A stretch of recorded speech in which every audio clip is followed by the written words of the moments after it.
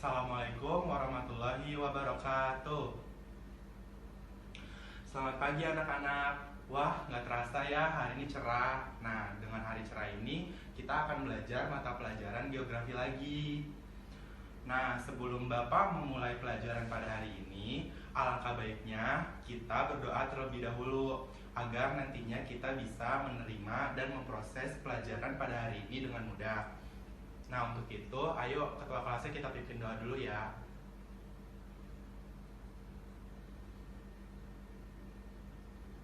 Ya, berdoa selesai. Nah, sebelum kita mulai pada materi pada hari ini, Bapak akan mengecek kehadiran kalian dulu. Coba kalian semua cek kiri kanannya, apakah ada temannya yang tidak hadir atau beralasan sakit? Oh, masuk semua. Berarti bagus nih, semangat banget buat belajar geografi hari ini.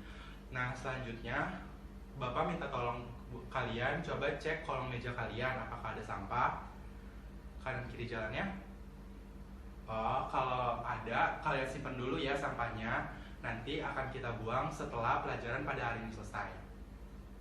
Nah, karena tadi Bapak udah ngecek absen kalian, Bapak juga udah minta kalian buat berdoa sama ngecek keadaan kelas apakah bersih atau enggak biar kita belajar nyaman. Sebelum Bapak mulai materi hari ini yaitu potensi desa. Nah, sebelum buat belajar pada hari ini, kita akan mereview sedikit materi yang kemarin. Kira-kira masih ada nggak dari kalian yang ingat? Coba Andi sebutin yang kemarin kita belajar apa aja. Nah, ya bagus. Coba satu lagi yang dari ceweknya, siapa? Tiara mau? Oh iya, cakep. Nah, hari ini kita akan belajar tentang potensi desa. Kenapa kita belajar potensi desa? Karena kemarin kan kita udah belum membahas tentang pengertian desa dan unsur-unsur yang ada pada desa. Nah, oleh karena itu sekarang Bapak akan mengajarkan kalian tentang potensi desa. Nah, kira-kira ada apa aja sih di potensi desa itu? Next. Nah, potensi desa adalah segenap sumber daya alam dan sumber daya manusia yang perlu dimiliki desa sebagai modal dasar yang perlu dikelola dan dikembangkan bagi keberlangsungan dan perkembangan desa. Jadi, potensi desa ini tuh kayak apa aja yang ada di desa yang dapat dikembangkan. Misalkan sumber daya alam. Sumber daya alam itu bisa berupa bahan pokok, bahan makanan, terus kayak bahan-bahan mentah yang bisa dimanfaatkan oleh desa untuk kemajuan dan keberlangsungan desa tersebut. Nah, kalau sumber daya manusia itu kayak penduduk-penduduk yang ada di desa itu. Gimana cara penduduknya itu mengembangkan potensi yang dimiliki desa dan potensi yang dimiliki dirinya sendiri untuk mengembangkan desa yang dia punya. Next. Nah, potensi desa yang dimiliki desa sangat berpengaruh dan berperan penting demi perkembangan desa. Jadi, kalau desa itu mau maju, misalkan desanya punya potensi, tapi nggak ada yang mau ngembangin, desa itu nggak akan maju sama sekali anak-anak. Jadi, kalian tuh misalkan ada sebuah desa, desanya banyak nih potensinya, terus sumber daya manusianya atau penduduk-penduduknya tuh malas, jadi kayak ya udahlah sumber dayanya didiemin aja. Nah, itu nggak akan membuat desanya itu semakin maju, malah desanya itu akan semakin tertinggal dengan desa-desa yang lainnya. Nah, dengan adanya potensi tersebut dapat membuat desa menjadi semakin lebih baik dan maju. Nah, kalau desa udah maju ini biasanya desa tersebut akan dikembangkan lagi. Selanjutnya, potensi desa itu dibagi menjadi dua ya nak. Ada potensi fisik desa dan potensi non fisik desa. Nah, kalian kan kemarin udah Bapak suruh baca-baca materi. Kira-kira kalian ada yang tahu nggak apa potensi fisik desa dan potensi non fisik desa contohnya? Ayo Wisnu. Nah, bagus, 100 poin ya buat Wisnu. Terus kalau potensi non fisik desa ada yang mau jawab nggak? Siapa? Clara. Coba jawab Clara. Nah, bagus. Potensi fisik desa adalah potensi yang berkaitan dengan sumber daya alam yang ada di desa, seperti air, tanah, cuaca iklim, sawah, pertanian, hewan-hewan ternak, dan lainnya. Pokoknya, kalau potensi fisik itu yang berkaitan dengan alam di desa tersebut. Jadi potensi fisik ini harus dikembangkan agar desanya tersebut bisa menjadi maju. Tapi kita mengembangkannya itu juga harus secara manusiawi agar tidak mudah habis sumber daya alam yang dimiliki oleh desa tersebut. Jadi kalian kalau misalkan nanti kalian jadi kepala desa nih, nanti kalian nggak boleh tuh seenaknya membuat kebijakan atau membuat peraturan yang merugikan potensi fisik desa kalian. Nanti kalau potensinya habis, lama-kelamaan desa itu akan hilang atau musnah. Nah, selanjutnya next.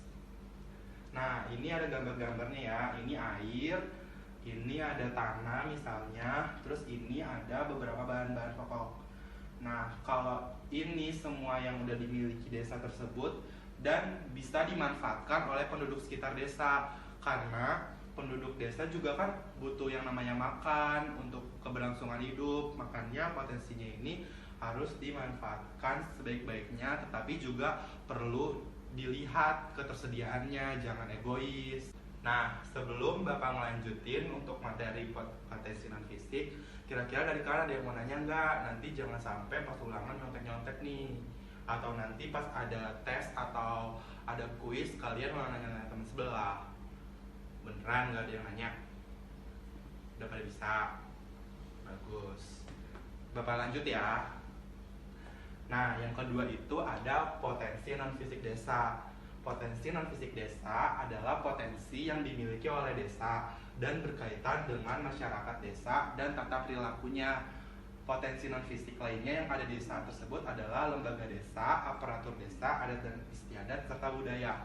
Nah, potensi non fisik ini yang berkaitan dengan masyarakat atau penduduk asli desa. Kenapa demikian? Karena potensi non fisik ini tuh ibaratnya hal-hal yang gak kelihatan. Jadi tuh kayak hal-hal yang ada di dalam diri yang akan digunakan untuk mengembangkan desa. Misalkan masyarakat desa dan tata perilakunya.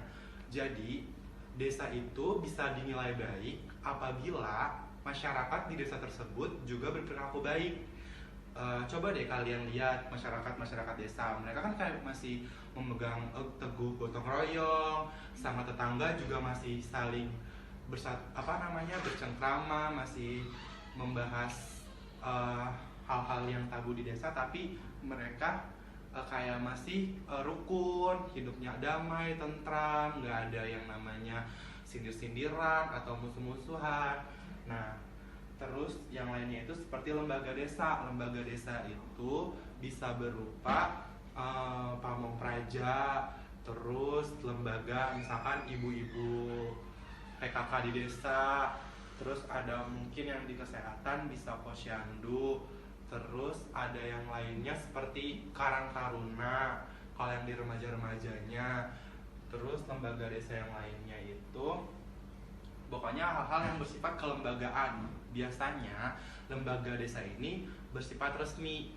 Nah, selanjutnya ada aparatur desa. Aparatur desa itu kayak orang-orang yang menjalankan kelembagaan desa. Misalkan kayak Pak Camat, terus atau ketua perkumpulan atau apalah, terus kayak ketua Karang Taruna. Nah, kalau kayak aparatur desanya itu memiliki sikap yang tegas dan bertanggung jawab, pasti desa tersebut bisa diikuti oleh desa yang lainnya. Selanjutnya ada adat istiadat dan budaya.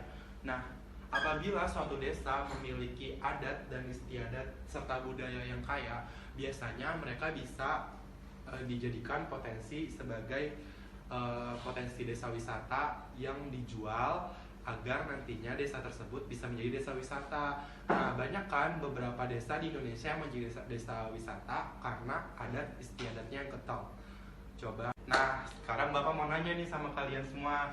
Kan desa itu mempunyai potensi non fisik, adat dan istiadat serta budaya. Kalian tahu nggak desa apa yang mempunyai adat istiadat yang menarik dan budaya yang menarik sehingga desa tersebut dijadikan tempat wisata? Pak? Baduy, iya betul, Baduy. Terus Kampung Naga, Pak. Iya benar, Kampung Naga. Ayo, ada lagi yang mau jawab? Desa Ngelanderan. Terus setelah itu desa tersebut misalkan ini desanya banyak adat istiadat, banyak budaya sehingga desa tersebut menjadi desa wisata. Next. Nah, ini ada gambar-gambarnya ya. Ini yang dimaksud adat istiadat nih. Kayak ada reok. Reok itu Jawa Timur. Terus ada ini yang di Bali. Nah, adat istiadat itu merupakan potensi non fisik yang ada di desa. Ini lembaga-lembaga desa seperti kayak BPD, kayak Ibu PKK dan lain sebagainya. Nah, perangkat desanya itu orang-orang yang bekerja atau yang mengabdikan dirinya di lembaga desa. Next, selanjutnya. Terus kayak nggak usah kesana tadi. Nah, Bapak punya contoh satu desa yang ada di Pemalang, yaitu desa Pegiringan, yang mana desa itu juga kayak memiliki potensi lain seperti potensi sosial dan potensi ekonomi. Jadi potensi sosial dan potensi ekonomi ini kayak sama aja, hal yang berkaitan dengan potensi non fisik. Nah, potensi sosial itu yaitu sumber daya sosial, yang sumber daya sosial ini dimiliki oleh desa yang ada di desa Pegiringan adalah banyaknya lembaga-lembaga yang ada di masyarakat seperti LPM, Gapoktan, kelompok pengajian, arisan, kelompok simpan pinjam, posyandu, Karang Taruna. Nah, lembaga ini apabila tetap dilestarikan keberadaannya bisa dijadikan potensi yang ada untuk desa tersebut. Misalkan Karang Taruna, apabila Karang Tarunanya yang ada di desa tersebut aktif berkegiatan, pasti Karang Taruna ini akan dikenal sama desa-desa yang lainnya. Nah, kalau potensi ekonomi yaitu hal yang berkaitan dengan sumber daya ekonomi. Potensi sumber daya ekonomi yang dimiliki oleh desa Pegiringan adalah lahan-lahan pertanian, perkebunan maupun peralatan kerja seperti peternakan dan perikanan.